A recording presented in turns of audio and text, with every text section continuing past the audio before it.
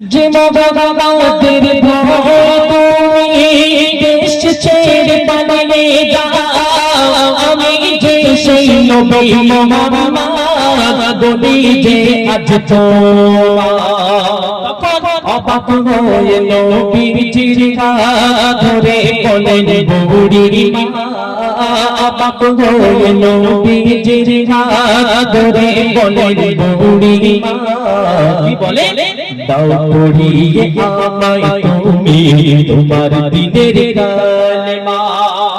সবাই বলি না সুবহানাল্লাহ। যে বুড়ি আল্লাহর নবীর ভয়ে পালাচ্ছিল, সে এখন সেই মানুষের হাতে হাত দিয়ে নিজের এত দিনের যে যাবত যে ধর্মকে লালন পালন করেছে,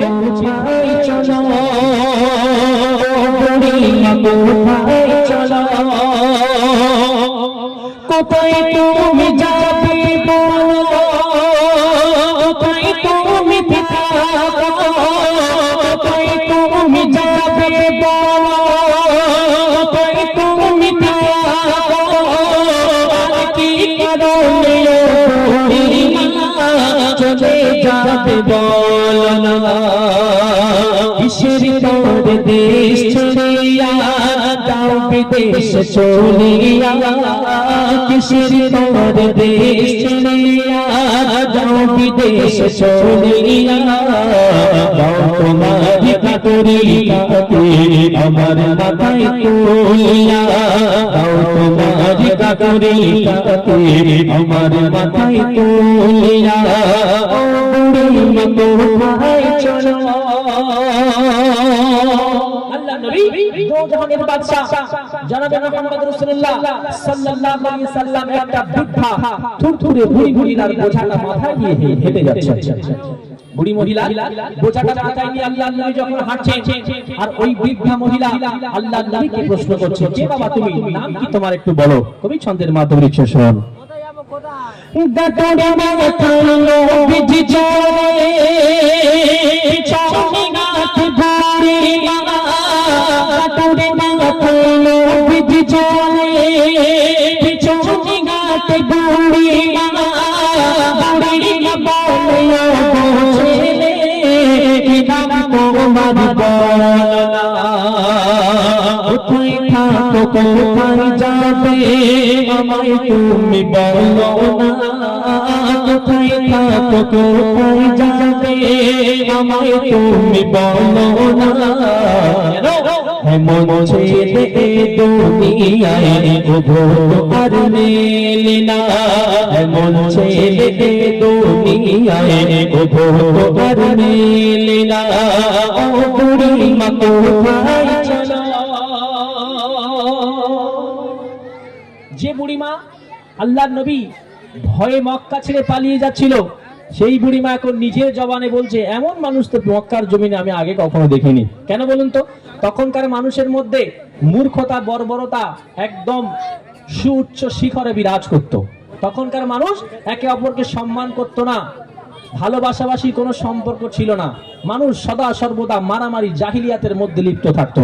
সেই সময় এমন একজন মহামানবকে দেখে বুড়িমা তখন তার জিজ্ঞাসা করলেন। আল্লাহ নবী যখন নিজের পরিচয় ওই বুড়িমার কাছে যখন উপস্থাপন করলেন, তখন ওই বুড়িমা কি করেছিল শেষ কথায় কবি লিখছেন, শুনুন ভাই একটু বেশ হালকা। যে নগমাদের ভয় তুমি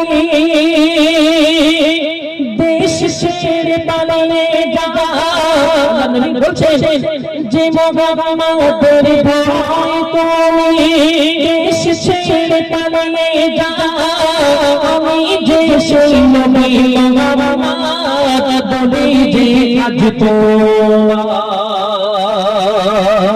আল্লাহ নবী যখন নিজের পরিচয় দিলেন, বুড়িমা হতবাক হলেন, নতজানু মস্তকে অবনত মস্তকে দণ্ডায়মান রয়ে আল্লাহ নবীর দিকে তাকাতে পারছে না লজ্জায়। হায় রে মক্কার মানুষরা যে মানুষের ব্যাপারে আমার কাছে এত কটু কথা বলেছিল, এই মানুষ তো আসলে তেমন মানুষ নয়।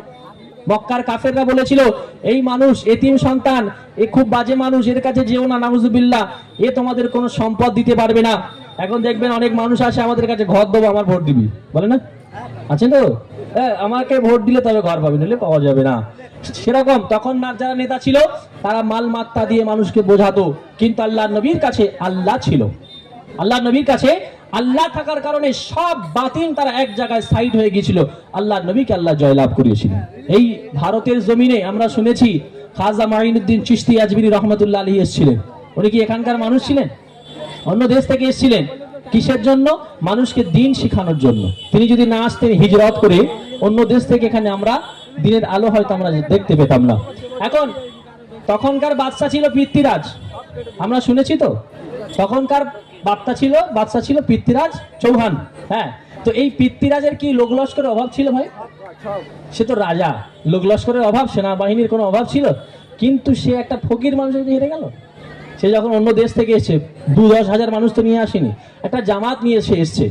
কিন্তু সে যখন তাদের সঙ্গে যুদ্ধ হলো, এই রাজার সৈন্যবাহিনীর সঙ্গে যুদ্ধ হলো, পৃথ্বীরাজ হেরে গেল।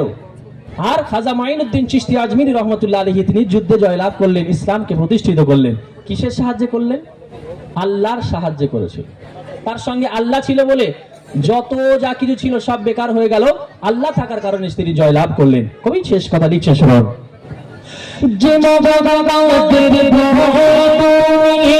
দেশ ছেড়ে পালিয়ে যাও, আমি যে সেই নবী মোহাম্মদ বলি যে আজ তখন অবাক হয়ে নবীজির ধরে বলেন বুড়িমা, অবাক হয়ে নবীজির ধরে বলেন বুড়িমা, কি বলে? দাও পড়িয়ে আমায় তুমি তোমার দিনের কালেমা।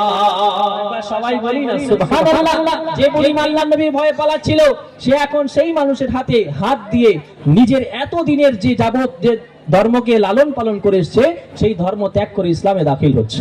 কবি লিখছেন, দাও পড়িয়ে আমায় তুমি তোমার দিনের কালেমা, ও বুড়িমা কোথায় চলো, বুড়িমা কোথায় চলো, গাটরে মাথায় নিয়ে দাও তোমার গাটরে আমার মাথায় তুলে।